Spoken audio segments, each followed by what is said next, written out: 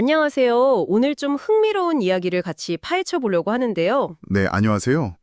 이게 고대 중국 주막 이야기랑 요즘 한국 식당 이야기가 묘하게 닮았어요. 아, 그 이야기요? 네네. 이걸 통해서 말이죠. 사업 성공, 고객 경험, 인간관계 이런 거에 대해서 한번 깊이 들어가 보려고 합니다. 뭐랄까 보이지 않는 문턱 그런 거요. 네, 재밌을 것 같습니다. 우선 그 옛날 중국 주막 이야기부터 좀 해볼까요? 그 술 마시러 온 손님이 있었는데 네, 주막 앞에 개가 너무 사납게 짖으니까 무서워서 그냥 돌아가 버린 거예요. 그렇죠. 개가 너무 사나우면 들어가기 좀 그렇죠. 근데 정작 주인은 안에서 왜 손님이 없나? 이러고만 있는 거죠. 답답한 상황이네요. 심지어 동네 사람들은 다 안다면서요. 그 집 개가 문제다. 개가 사장 노릇한다. 이러는데도 바로 그 지점인데요. 이게 그냥 개 자체가 문제라기보다는 그 개가 일종의 문지기 역할을 하는 거잖아요. 문지기요? 네, 첫인상 아니면 접근을 막는 장벽 같은 거죠. 의도했든 안 했든 간에요. 근데 더 중요한 건 주인이 그걸 모른다는 거. 그렇죠. 왜 장사가 안 되는지. 네, 문제의 원인이 자기 집 안에 그 개한테 있는데 아마 다른 핑계를 찾고 있었을걸요. 그럴 수 있겠네요. 그러니까 이게 리더가 상황을 제대로 인식하지 못하는 게 얼마나 큰 문제인지를 보여주는 거죠. 그 주인의 답답함이 여기까지 느껴지는 것 같은데요. 이게 근데 옛날 얘기가 아니잖아요. 맞습니다. 현대에도 비슷한 일이 많죠. 딱 입구에 들어서는데 직원이 막 팔짱을 끼고서 뭐랄까 싸움 거는 듯한 눈빛으로 쳐다보는 거죠. 아휴, 상상만 해도 가기 싫은데요. 어서 오세요는 기분 나쁘죠. 근데 신기한 건 바로 옆 가게는 막 사람들이 줄 서 있는데 이 집만 파리가 날리는 거예요. 텅 비어 있고. 네. 근데 주인은 뭐라고 하냐면 요즘 경기가 너무 안 좋아서 그래요. 이런다는 거죠. 하하, 이거 완전 똑같은 패턴이네요. 그 고대 주막이랑 그렇죠. 그 퉁명스러운 직원이 현대판 사나운 개인 셈이죠. 현대판 사나운 게 딱 맞는 비유네요. 네.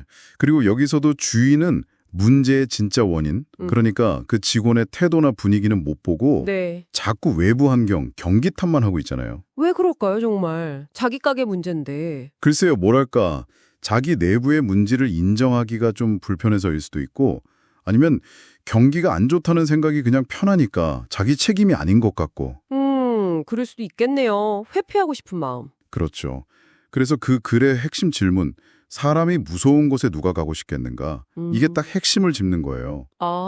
불편하고 뭔가 좀 위협적이고 그런 느낌을 받으면 본능적으로 피하게 되잖아요, 사람은. 그게 감정적인 장벽인 거죠. 그렇군요. 단순히 직원이 웃지 않는다가 아니라 손님이 느끼는 그 감정, 그 경험 자체가 문제라는 거네요. 정확합니다. 그럼 그래서 웃는 얼굴에 손님이 몰리고 유능한 인재도 모인 가고 한 건 그냥 친절하세요 이런 표면적인 얘기가 아니겠네요? 훨씬 깊은 의미죠.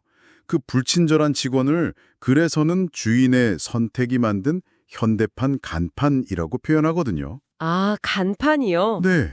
그 직원의 태도가 곧 그 가게의 얼굴, 그 리더가 뭘 중요하게 생각하는지를 보여주는 간판이라는 거죠. 와, 날카로운 지적인데요? 그러니까 단순히 그 직원 개인의 성격 문제가 아니라 리더가 어떤 사람을 뽑고 어떤 분위기를 용인하고 어떤 가치를 내세우는지가 다 드러난다는 거예요.